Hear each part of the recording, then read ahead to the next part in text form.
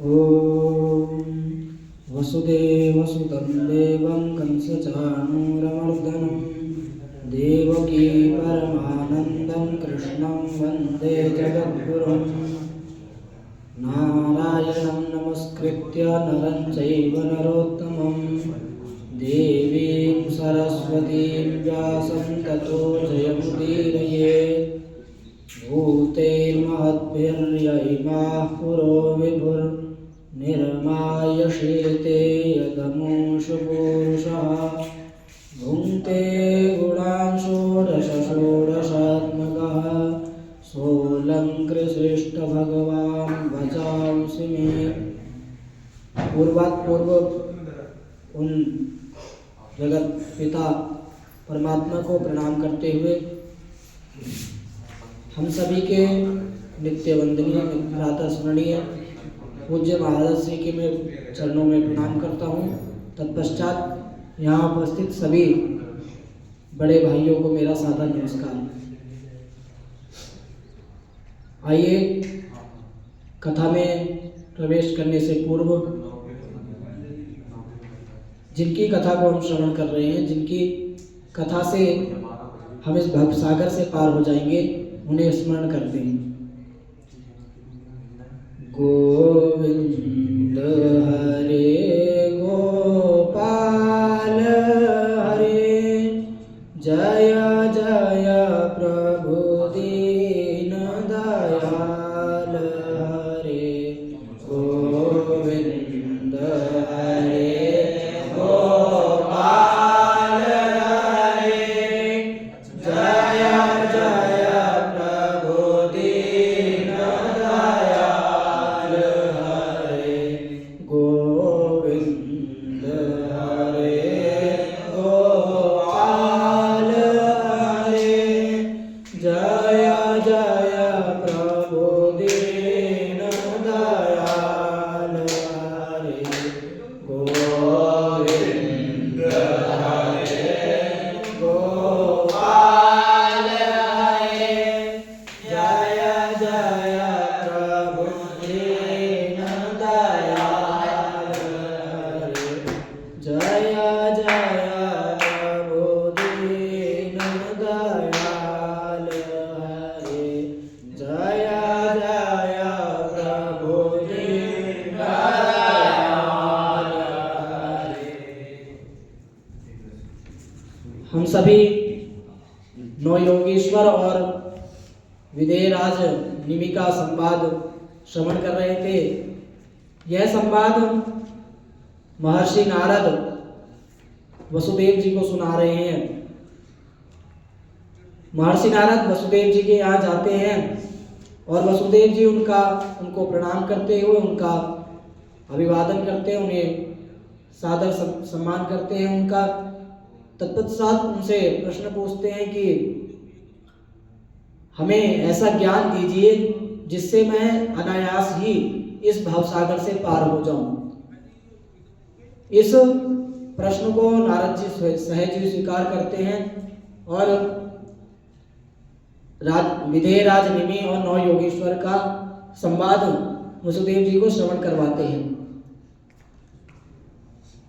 नौ योगेश्वर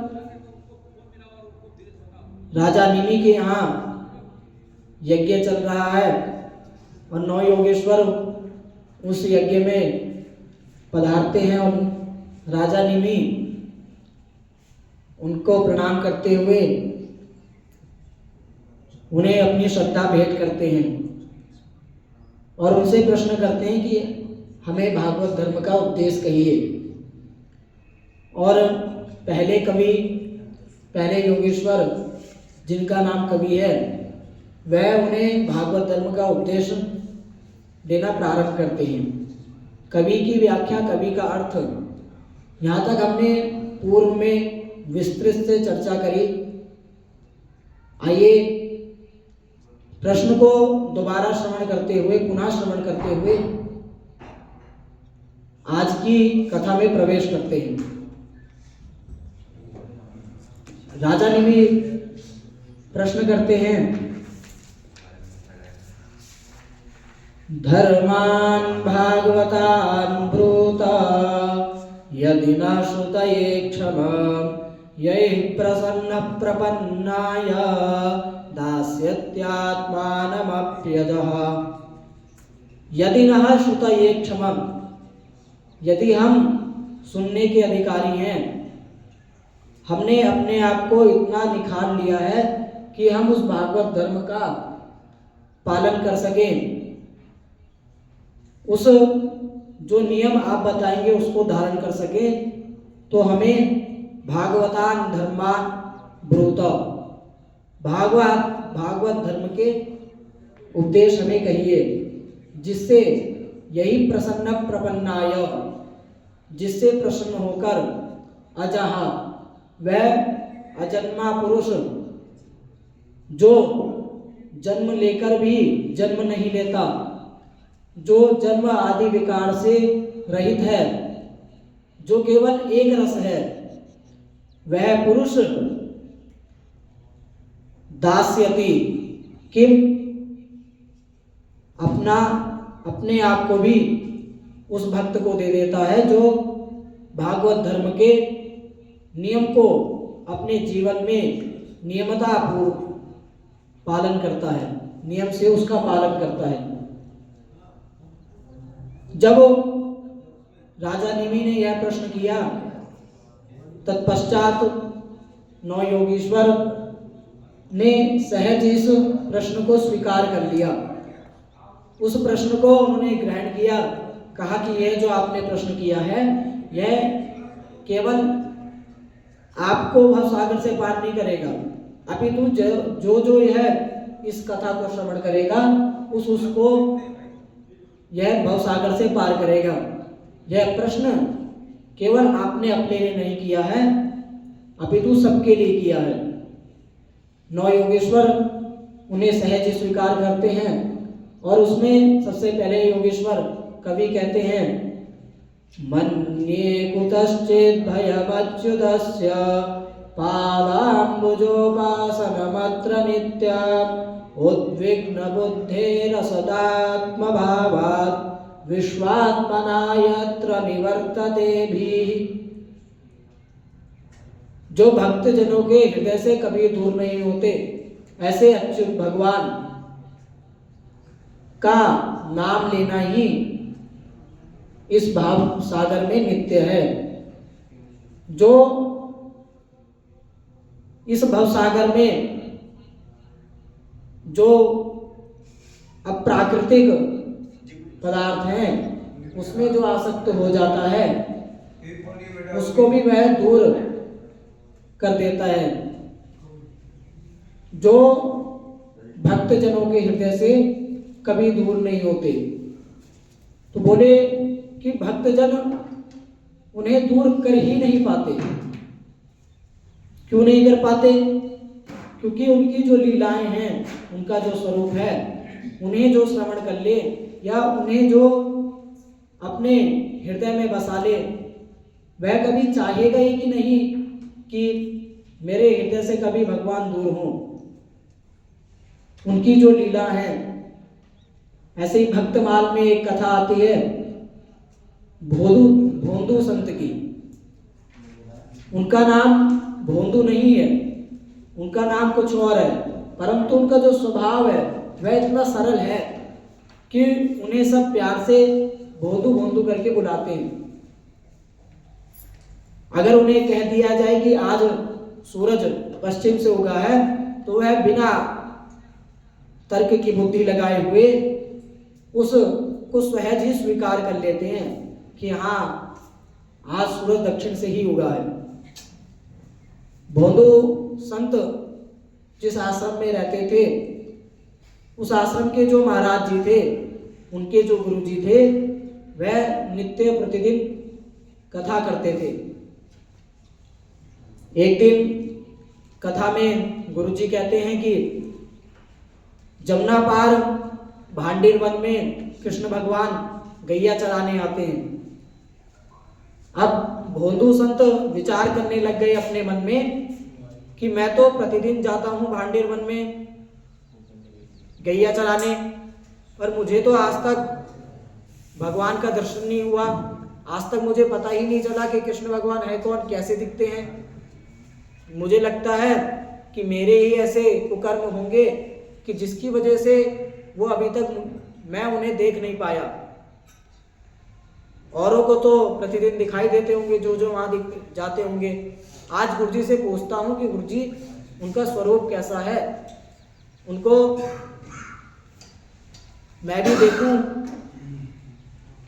अब गुरुजी जब कथा पूर्ण होती है, भोदू संत गुरुजी के पास जाते हैं और कहते हैं, गुरुजी आप एक बार कृष्ण जी का स्वरूप बतलाइए, मुझे भी उन्हें देखना है, मैं तो उन्हें पहचान ही नहीं पाता हूँ।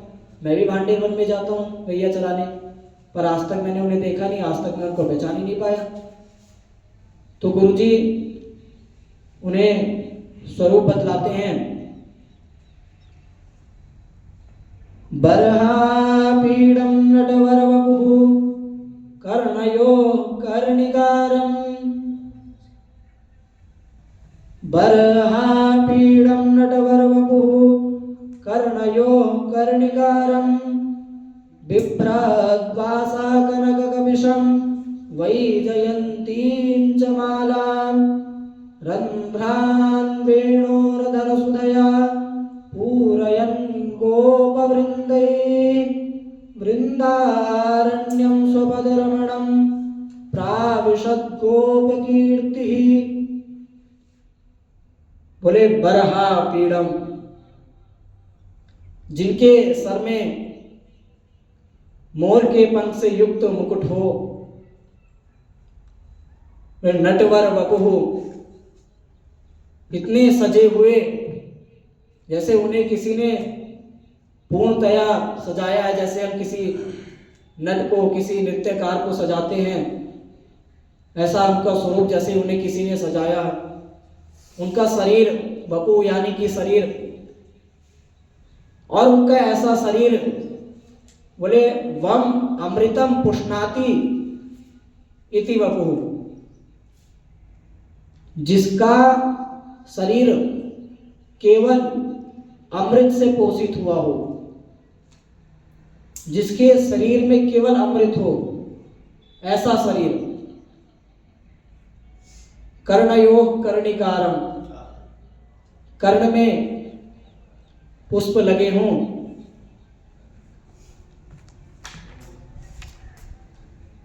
बिभ्रात वासा कनक कपिशम, जिन्होंने स्वर्ण की तरह चमकीला पीला वस्त्र धारण किया हुआ हो, वैजयंतीं च माला, और जिन्होंने वैजयंती की माला पहनी हो, जिनकी माला घुटने तक हो। हम देखते भी हैं कई जगह कि कृष्ण भगवान की जो फोटो होती है, जो चित्र होता है, उसमें उन्हें दिखाते हैं कि कृष्ण भगवान ने माला घुटने तक पहनी है या घुटने से नीचे तक पहनी है। तो बोले कृष्ण भगवान घुटने तक या घुटने से नीचे माला क्यों पहनते हैं? तो इसमें एक संत कहते हैं कि जब वह गैया चराने जाते थे तो उनकी माताजी यानी कि यशोदा मैया कहती थी कि कान्हा चरण पादुका पहन ले। तो कान्हा कहते थे कि मैया मेरे गैया ने भी चरण चप्पलें नहीं पहनी है, चरण पादुका नहीं पहनी है, तो मैं कैसे पहन लूं? जब आप इन्हें चरण पादुका पहना दोगे तो मैं भी चरण पादुका पहन लूंगा। अब यशोदा मैया जान गई कि कान्हा चरण पादुका धारण नहीं करेगा, कुछ और उपाय बनाना पड़ेगा कि अगर वह गिरे तो उसे चोट ना लगे या उसे कंकड़ आदि ना चुभे। तो यशोदा मैया क्या करती थी कि उन्हें घुटने तक की माला पहना देती थी। जब वो ठुमक ठुमक ठुमक चलते, कहीं पुष्प गिर जाते तो जो पत्थर उनके आगे पड़ते उसके ऊपर पुष्प आ जाते।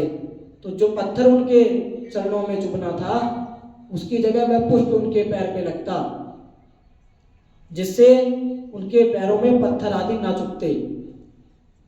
ऐसे अगर वो कहीं लड़ जाते तो माला के जो फूल थे वह आगे होते तो उनकी रक्षा कर लेते। अगर वो गिर गए तो जहां पे पूरे शरीर पर कंकड़ चुभ जाते उसकी जगह फूल उनके शरीर पर लगते, जिससे उन्हें कोई कष्ट ना होता। इसलिए कृष्ण भगवान घुटने तक की माला पहनते थे। बोले रंध्रान वेणु अधर अमृत, जो वेणु को बांसुरी को अपने अधर का अमृत प्रदान कर रहे हो, अधर का अमृत दे रहे हो, ऐसे वो आपको दिखेंगे। और जिनके पीछे ग्वाल आदि उनकी व्याख्या कर रहे हैं, गोप वृंदई कीर्तिकार कारम, बोले जो उनके मित्र आदि हैं वह उनकी कीर्ति गा रहे हैं।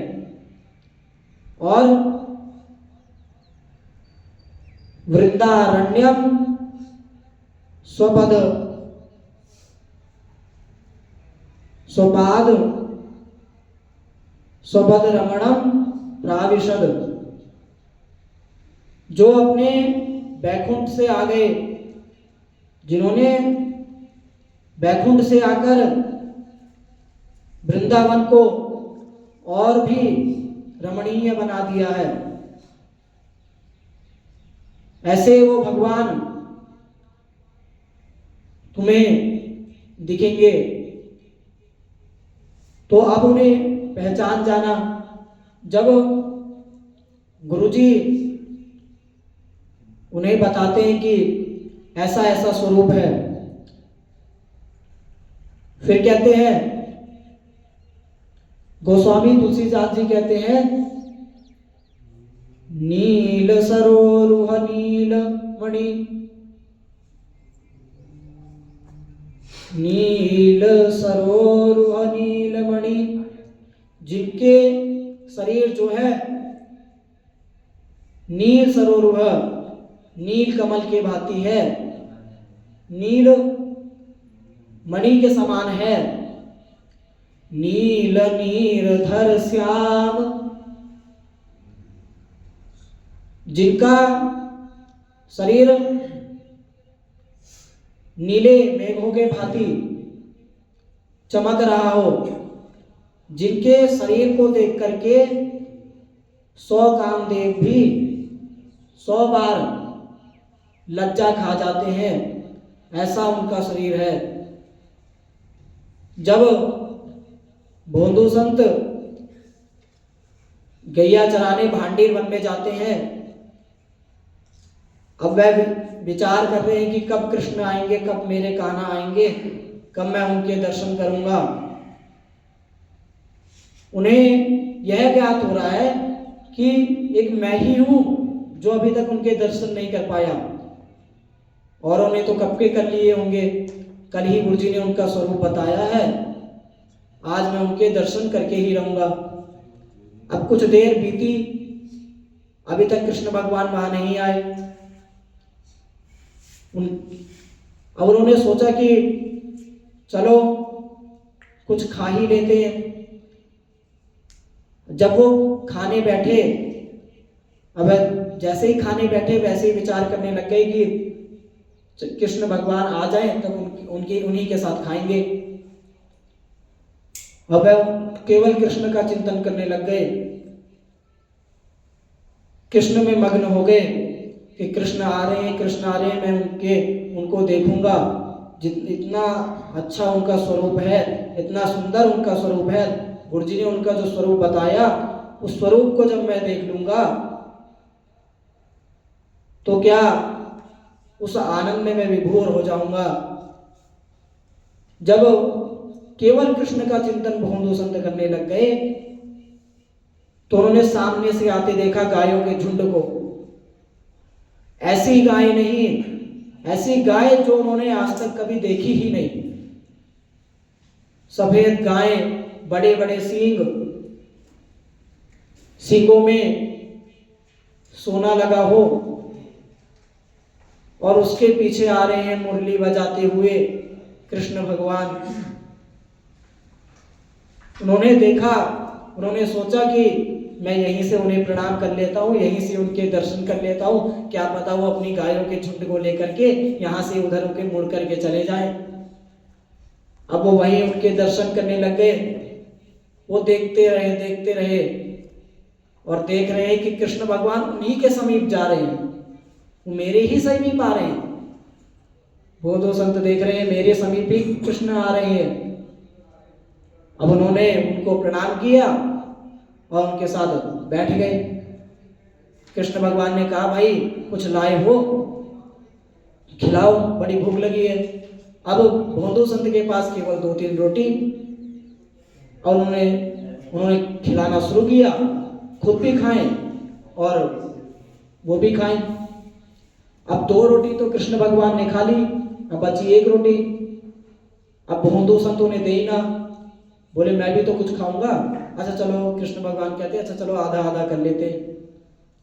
कृष्ण भगवान ने उनकी आधी रोटी ली और खाने लगे, और उनसे कहा कि कल थोड़ी ज्यादा रोटी लाना, मैं कल भी आऊंगा। अब भोंदू संत अपनी गैया लेकर के दोबारा आश्रम वापस आए, कथा में बैठे पीछे पीछे रो रहे हैं केवल उनकी याद में। जब कथा पूर्ण हो गई, अगला दिन आया, वो उन्हें भाटी पर जाना था गैया चराने, उन्हें याद आया तो कृष्ण ने, भैया ज्यादा रोटी मंगाई है तो लेके तो जानी पड़ेगी। अब जब वो ज्यादा सामग्री रखने लग गए, ज्यादा अन्न रखने लग गए, तो किसी ने, दूसरे सहपाठी ने जाकर के वह बात गुरुजी से जाके कह दी। अब गुरुजी ने भोंदू संत को बुलाया और कहा कि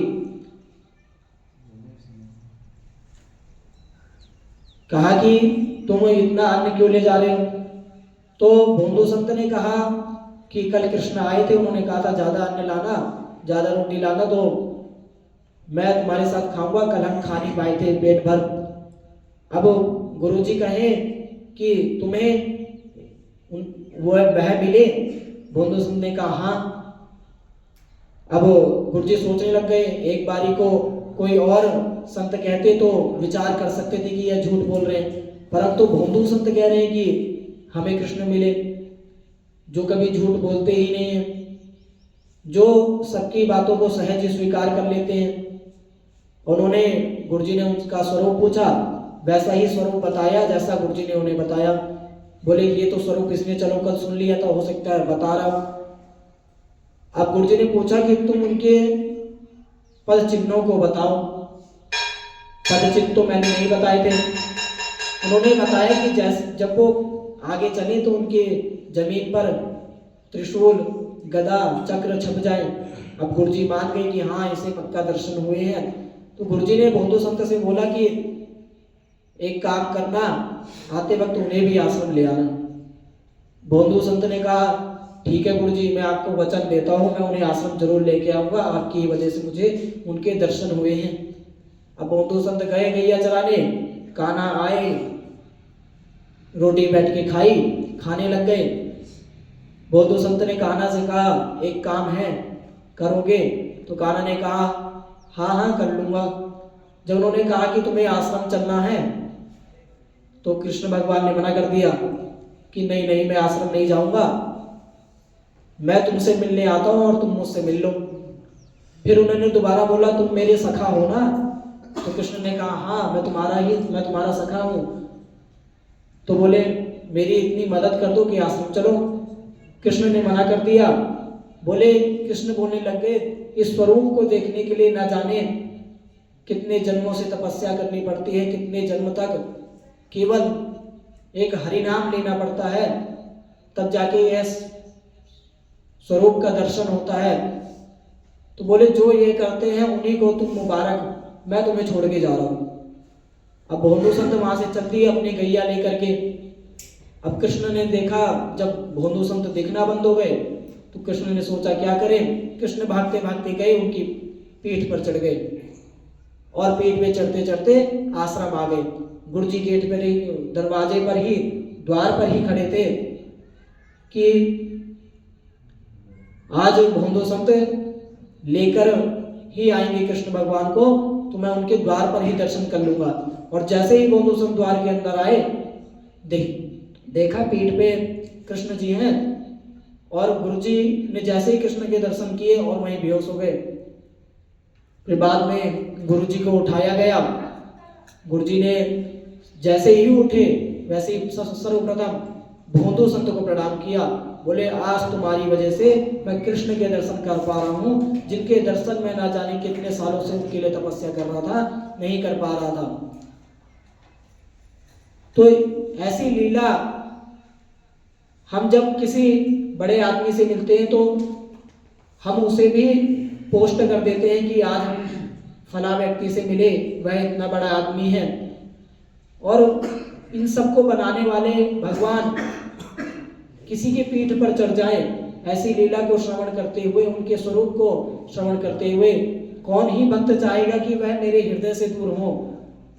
तो ऐसे भगवान जो कई भक्तजनों के हृदय से दूर नहीं होते, उनका नाम लेना ही मैं इस अनित्य में नित्य मानता हूं, ऐसे कवि जी कहते हैं। अब कवि भागवत धर्म का उपदेश करेंगे। आइए इसी भागवत धर्म को हम कल श्रवण करेंगे कि इस भागवत धर्म की महिमा क्या है, और फिर महिमा श्रवण करते हुए भागवत धर्म को श्रवण करेंगे। आइए कथा को विश्राम देने से पूर्व उन्हीं के चरणों में समर्पित करते हैं, जिनको कभी भक्तजन अपने हृदय से दूर नहीं कर पाते। गोविंद हरे गोपाल हरे, जय जय प्रभु दीन दयाल हरे। गोविंद हरे गोपाल हरे, जय जय प्रभु दीन दयाल हरे। गोविंद हरे गोपाल हरे, जय जय प्रभु दीन दयाल हरे। जय जय प्रभु दीन दयाल हरे। जय जय प्रभु दीन दयाल हरे। बोलिए श्रीमद् भागवत महापुराण की, राधा कृष्ण भगवान की, वह पार्वती पतये हर